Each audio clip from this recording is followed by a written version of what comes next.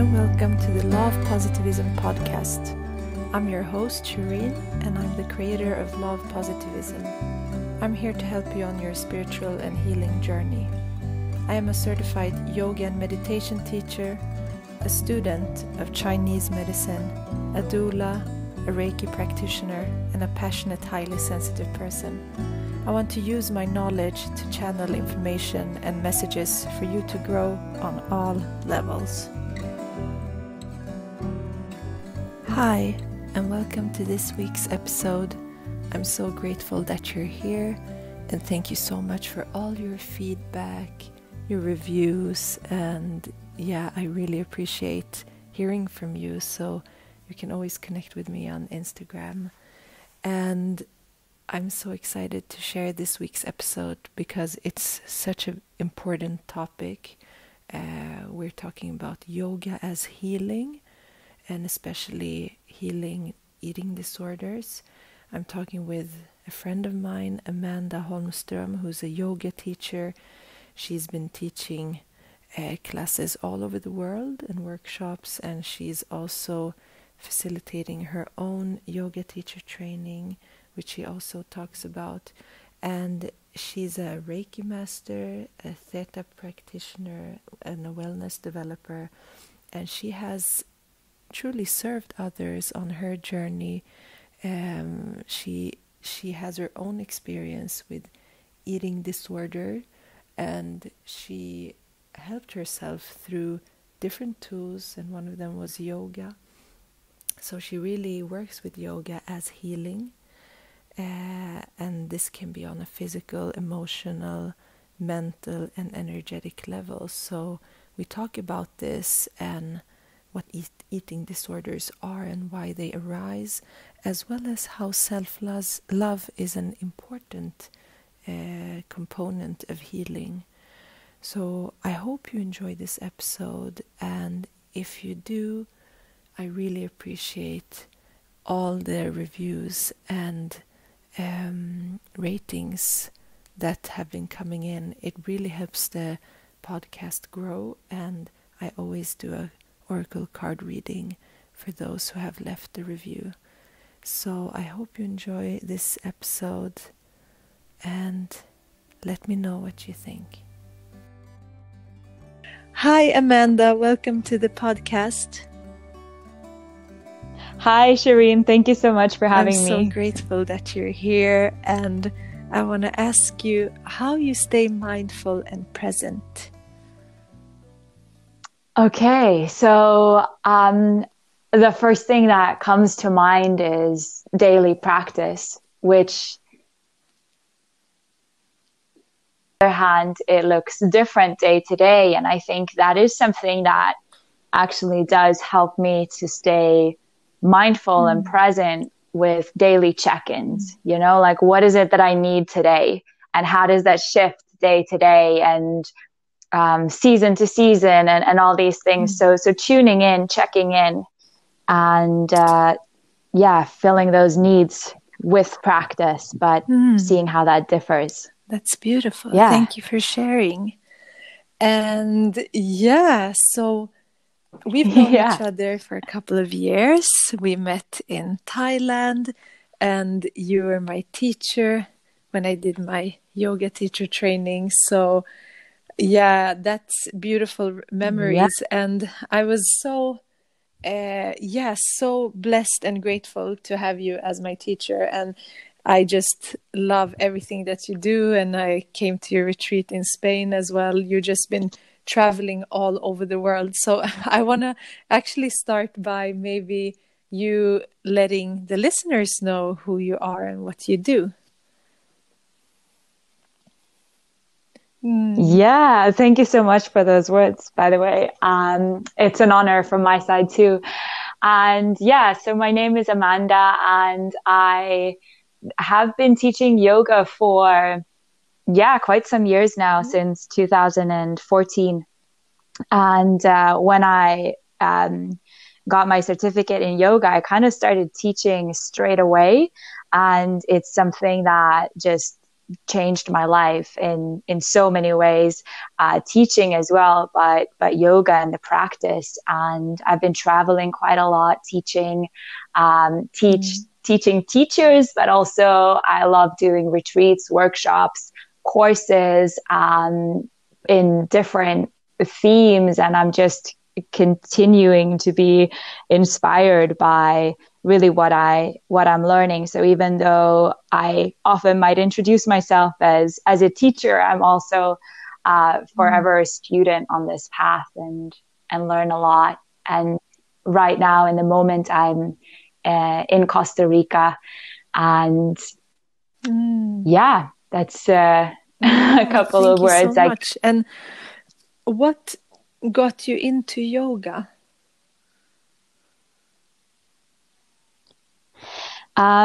It's a very heartfelt topic to me to speak about, actually, how I myself got onto the path of yoga. As when I was 14 years old, I got sick with anorexia, which then led to bulimia, and it was kind of forth between the two, and eating disorders, depression, addiction. And for about 6 years or so, I was pretty sick until I just hit the wall, and I didn't really see any ways of how to move forwards from there. And that's when I realized I need real help. And I turned towards an eating disorder clinic, where I got admitted, and I was there in hospital for 2 years. And therapy helped, of course, the importance of talking and all these things. But even though there was a lot of digging and talking and therapy, there was something that just wasn't, right. Like things weren't shifting. I just felt like I was kind of at sometimes digging myself deeper into the hole. Like there wasn't any answers or anything that was being resolved. And some pieces were for sure missing. And I really started to engage everything that I had into possibly seeing another way to live than I had been living, because I was at that point where there was no back. I couldn't go back to anything. And I really thought that this is if I at any point in my life need to do 100% of something, it's right now. And I need to try to figure out how to possibly find another way of living. And I started to read loads of self-help books. And that actually took me into starting to read about yoga. And it was through that way that I started to read about mindfulness, yoga, that something, in a curious way started to develop inside of me. Like there is something in these teachings. It was really the philosophy aspect of it that got me interested. Like there is so much more, to the mind, and that there could be so much more to life somehow. And then my nurse actually invited me to go with her to a yoga class. And I had been to a yoga class many, many years ago, and I went there and I thought, oh, this is silly and it was boring and it's not for me and whatever. But this time when I went with her, it really shifted something in me. And I remember that moment when I was lying then on the mat, and there was this tiny moment of silence when my mind and my body were not in war. And that just opened up that faith, really, that there could be something other than the way of life in that war within myself that I had been experiencing for so long. So I started to engage in these practices that yoga offers. I started to read and learn even more. And that's how, that is so how beautiful. my journey started. Sharing. in a nutshell. It's so powerful that yoga can be like many people that start practicing yoga are on their path of healing, either emotionally, physically, and it's a beautiful practice because it's so embodied, and you get to study yourself in a new way and your thoughts as well. So I can see how that was a good path for you.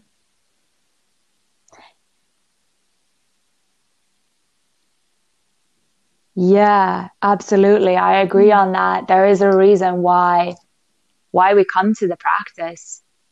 It might be physical healing, emotional, mental. There's so many different layers of it. And yoga can offer so much in return. So the more you put into it, the more, you know, you can get back from the practice, so to say. You started having, so when you discovered it and started practicing yourself and you saw results, so at what point did you feel like, oh, now this is something that helped heal me, now I'm gonna start teaching it as well, or like helping others with it?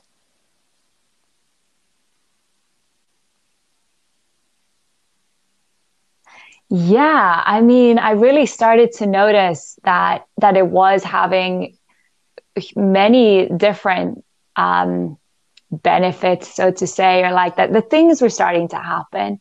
And at some point I started to have this silent dream about maybe becoming a yoga teacher. But at this point it was really, you know, I didn't have much faith in myself, and I was still very like wobbly inside in a way. And I just like started to think about like, what if, you know, and when I say yoga teacher, I really just mean like, what if I could help somebody with this knowledge, with these teachings, as it has had such a huge impact on myself. And I was like, if even I can help one other person, or like shine a little bit of light on their path through what has helped me, that would be, you know, beyond amazing. And I started to just like think into this a little bit, like, yeah, what if that could be possible? And I remember the first time that I actually had the courage to voice this, it was to my nurse. And I just said like, you know, what if this could be something that I could do in the future? Because I was coming out of this like black hole where future didn't exist. And then suddenly I was just like having some kind of inspiration of what I wanted to do with, you know, at least part of my life. And she just like instantly 100% encouraged me. And then I decided that, like, yeah, I want to go and do a training. And it was a lot for myself as well, because when I set that goal to do a training, I think it was like in, you know, from the time I set the goal 6 months ahead, I wasn't able to eat a meal by myself at that point. So I really just like set that goal. I know this is something I want to do, and I know I need to work in order to be able to get there. Like I know I really just need to work through all of my fears, all of my anxiety, and just take responsibility in a way of where my life is heading right now. And yeah, so that really helped me as well, because I was, you know, determined on that of what I want with my life. And it was a bigger passion than the voice of my fears. And I started to fuel my attention and energy towards that. And yeah, so I went and I did the training mostly for myself, because it was like a milestone in my recovery and in my life. And I just realized when I was doing the training how much I loved it, how much I loved also sharing. And I started teaching very soon after that. And things were shifting in my recovery so fast. And I was getting a foundation that didn't exist prior to yoga So it was entering my life. definitely a sort of blessing in disguise to that moved you towards what you're doing today. And yeah, I absolutely. actually want to ask you, because when we think about eating disorders, we think that the root issue is the not eating or not wanting to eat, but it's just a symptom of something else. So when you started working with these layers, what did the eating disorder mean to you? Like what was the root?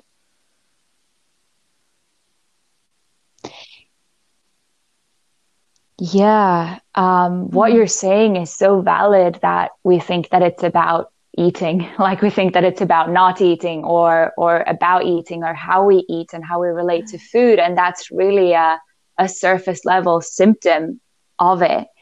And it's so important to dig deeper down, of course, accept what of a cycle it is that one is caught up in, acknowledging and facing the problems, but then starting to uproot these underlying feelings that have not been met for some reason. And for me, it was a lot of fear, really, and being afraid of the emotions. Like, I was so afraid of fear itself. Like, that was one of the things really that was, putting all sorts of imbalances in my mind and energetically as well. So yeah, having like an illusion of control, something that controls, or like trying to control the emotions and like all these things. So on an emotional aspect, I think that's where a lot of it comes in. And that's why also yoga so beautifully can help, because of we need to feel our feelings in order to heal them. In any other way, by just suppressing it down, it, from my understanding, it just moves into the subconscious mind, from where it then directs our attitudes, our moods, our self-image, our reaction to life. And it's not really living, because we're just like pushing down all of these things. So really this uprooting, it can be such a raw process, but it's also a really beautiful way to move through life, because we can live fully, but we might need to uproot some of the stuff and tune into our needs on a deeper level. So yoga definitely has helped with that, because of how through the practice, working with the body and with pranayama and breathing, it's like peeling off layers, going deeper inside. Reiki has also been another aspect that has helped me a lot in personal development and on the journey that I continue to be on and share with others, as that also in an energetic way really brings up stuff to the surface, so that we have this opportunity to kind of clear through it and not just analyze things on a mental level and categorize and point out the problems. This was this and that's because of that. I spent a lot of time trying to do that and point the fingers and find reasons and all these sorts of things. And that just never really helped too much for me. So really, about feeling to heal. Yeah, it's such a beautiful perspective. Thank you. And I'm just wondering also how is the connection, because I'm thinking a lot about the practice of self-love too, and how that's connected with this. What have you seen on your path and journey?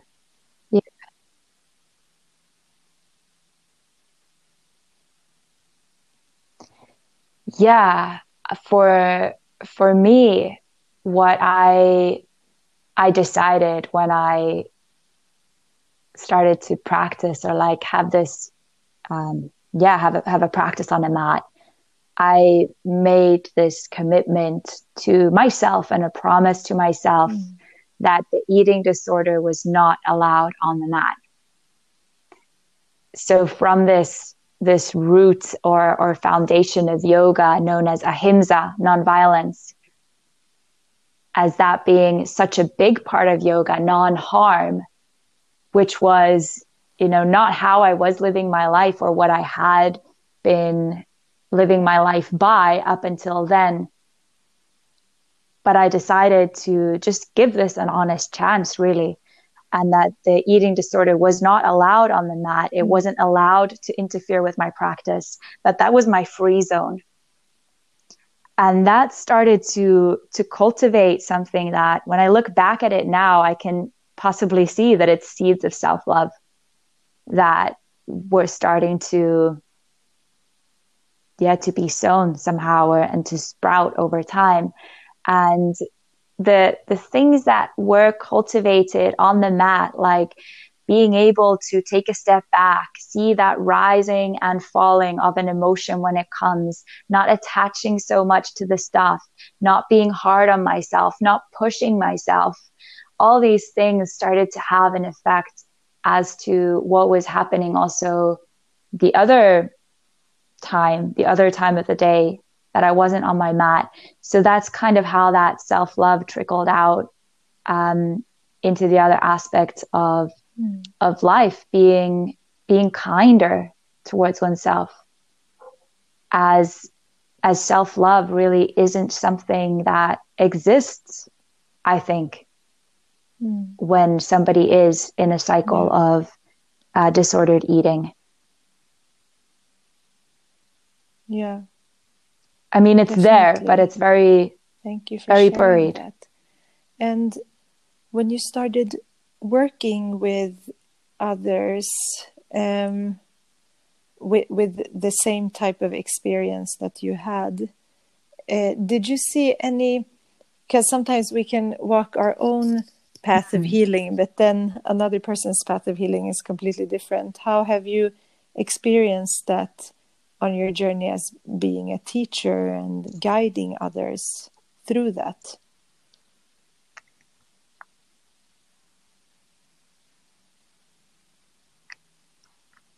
Yeah, I think there are ways in how we can relate to whatever somebody else is going on. Like if we have in a deeper level related to our own selves and our own journeys, then we're also able to relate to and see and understand and hear out another person more clearly because of our own experiences.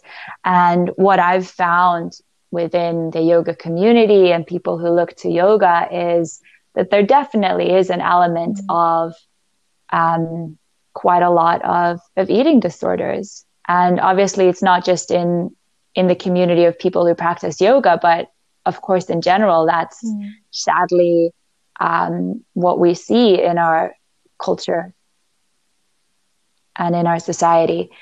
And I think that sadly even, there are parts of it, quote unquote, the yoga community and things that we might consider as yogic or being very pure or living very clean and all these things that also can trigger an eating disorder or even, worsen the health of somebody through these things that we think that we should be doing.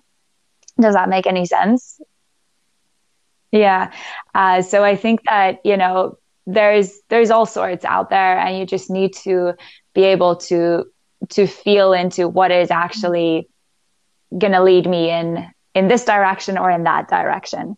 And yeah, there are all sorts of course, ideas and deep value in so much of the yogic teachings, but a lot of it has to kind of become a little bit more surface level. So even speaking about yoga, many people might just link that to asana and think that that's what we do with our bodies and that's the physical practice, whereas yoga is so much more.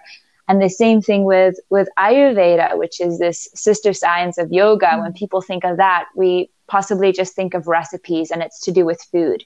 So we have this like surface level idea of these practices that has so much more to offer. And of course, we need to move through the physical to be able to move deeper down. That's my understanding of it and how I work. Like we use the physical body to move deeper into that energetical body, the emotional body. But yeah, there could be that danger kind of in getting caught up in that surface level of it. So if you see that as the doorway, so to say, you can see asana or yoga postures or food in Ayurveda as the doorway. Do you want to stay in that doorway? Or do you want to take actually that step to go in and see what else there is inside? And that's something that when I look at my students, my clients, those who have taken that deeper step into what can be offered through these ancient and valuable practices,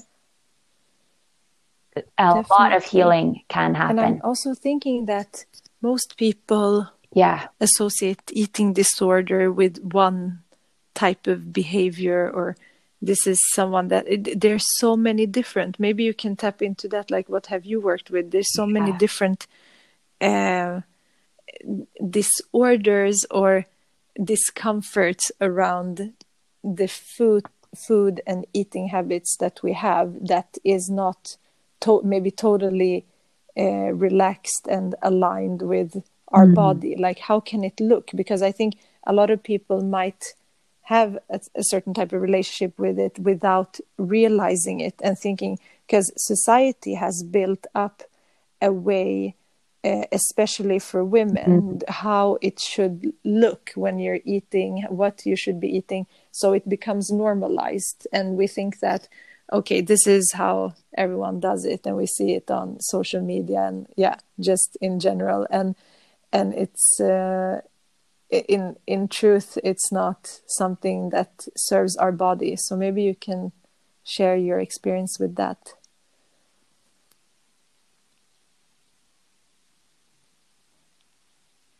Yeah, definitely. There's a lot of ideas on how we should be eating and even then how an eating disorder looks. And what I have seen is a lot of what you're pointing out, as in that disordered eating can look so many different ways. And I've had many conversations with people when they've never shared before to somebody about them having a problem of some kind, or even being in conversation with somebody and them coming to this like aha realization of this is not normal, or this is actually ruling my life in a way that doesn't serve me at all. And that it has been going on for years, maybe even decades. And there isn't, any specific couple of things that I would say an eating disorder is this and this and this.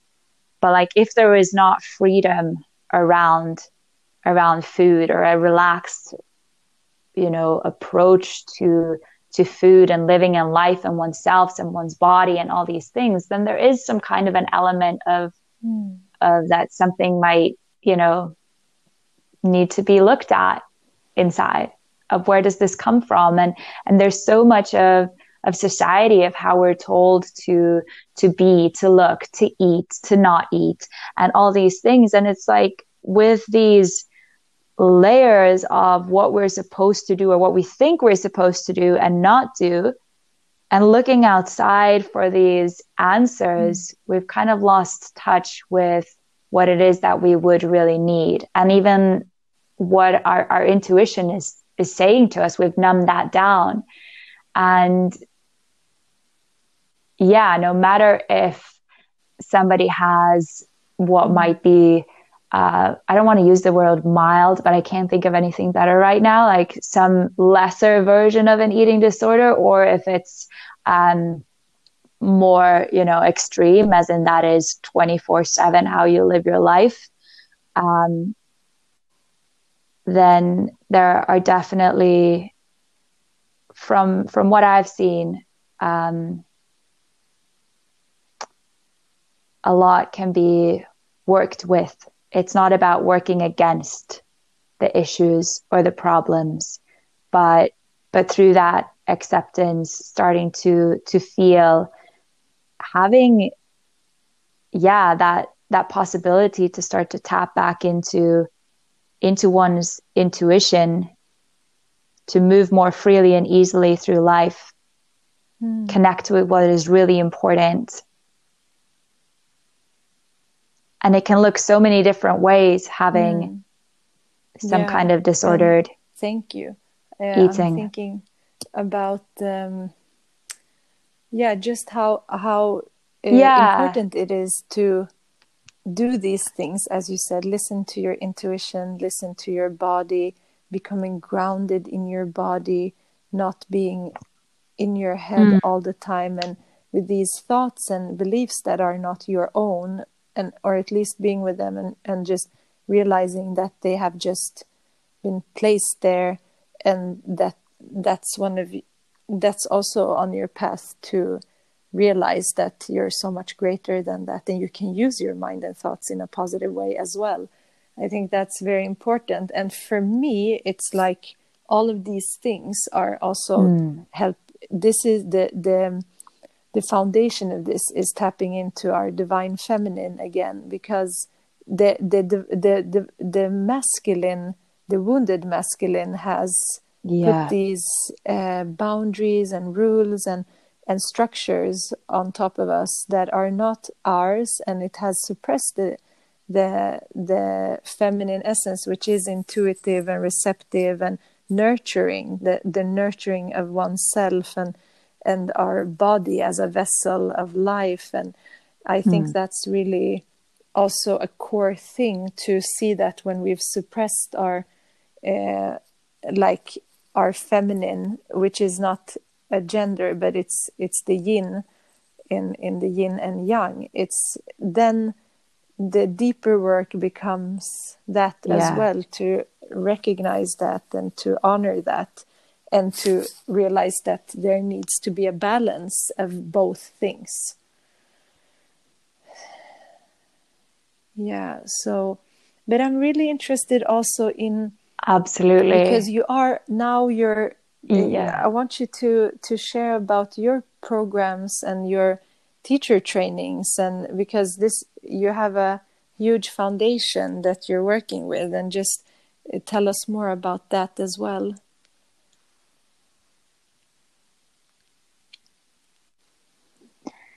Yeah, from what you just said, I love the way you put all of that, and tapping into the feminine, which obviously isn't a gender, but seeing as well that most of the people who are having disordered eating, unfortunately, it's also more and more men now, but it is more so in women that we see it. And what I have actually pretty recently developed is a online course called Seasons Awakening. And this course is a lot about raising that awareness of being a cyclical being, basically being female, and how we move through shifts within a month, as in like living in a very masculine dominant world, which here again, it's not necessarily the gender, but it's this like linear way of thinking and moving and working with, an outcome rather than the process and the journey, being more intellectual versus feeling, and all these things. It's something that I've been working with a lot in my own self practice.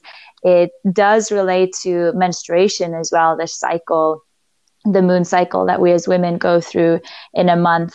And actually so much more than that, it brings in aspects of Ayurveda and yoga into this online program that I've created as really a way to tap into the feminine, to balance hormones, to tune into this, what is it that I really need? All these things, and how the inner shifts are constantly happening, and how we can be attuned with ourselves. So that's one of the things that actually I work a lot with myself, and that I now have developed as well as an online course, which I'm super happy about. And also in these times working more online, I'm doing a yoga teacher training online as well that starts in January. And another thing that I'm really excited about is how this is an accessible way for people to still learn about these valuable teachings in times like this, when we necessarily can't travel here and there to do these kinds of things, but we can do it from our home. We can do it in a time that serves us, as in taking as long as one needs to, within 6 months, basically, but doing it at one's own pace and time. And I really value anyways being in connection with my students, and not having it be, something that people do just by themselves and that's that, but corresponding and connecting, I think, is really, really important and valuable. So that's something that I highlight a lot, whether people are doing online programs here and there or coming, especially then onto teacher training, then there's definitely a lot of that's beautiful. And what contact would you say is happening. Because all teacher trainings are unique in their way. Like, what is your essence? Like, who is this for? Yeah.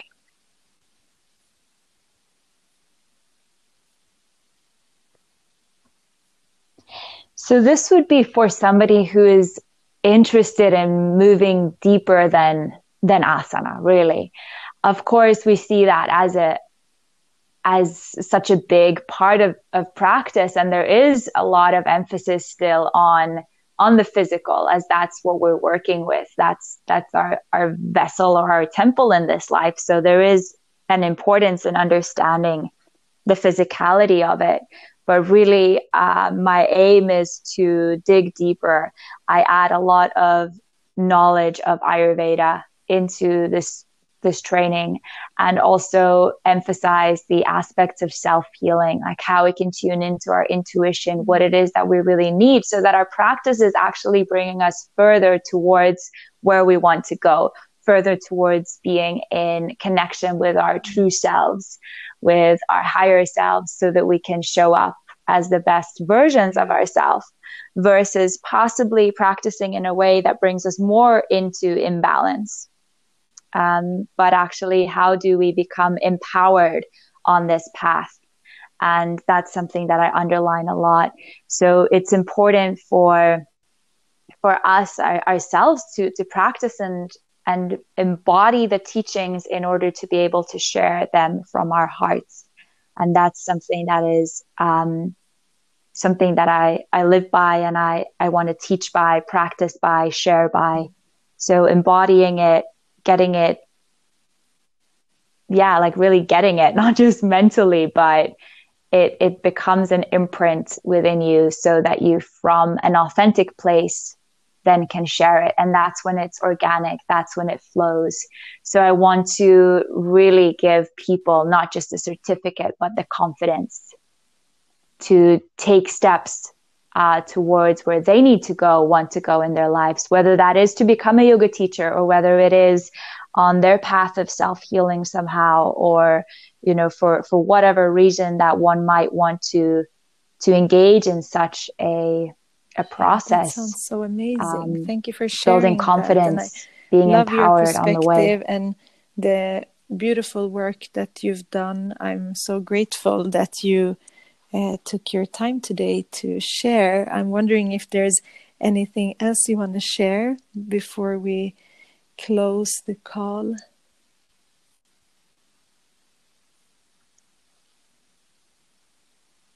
Yeah. Wow, I think it's opening up to having so much to talk about on this theme, for sure. And I'm just really grateful that you invited me to speak here today. I'm grateful to anybody and everybody who's been listening, and just important topics to speak about, to lift up. Much. And how can people get in touch thank you, with Shireen, you? so much. Thank you for the work that you're doing. Read more about you and the program. Like, how can they find you?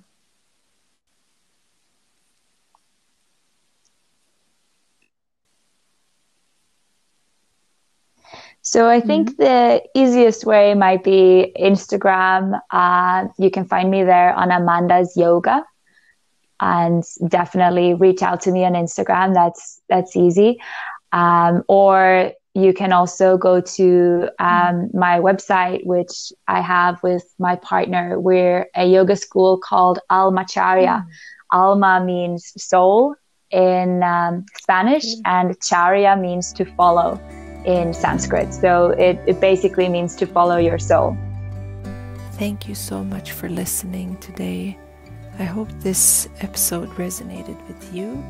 And if you have any questions or want to connect with Amanda, ask her about the yoga teacher training that is online. She also has online courses.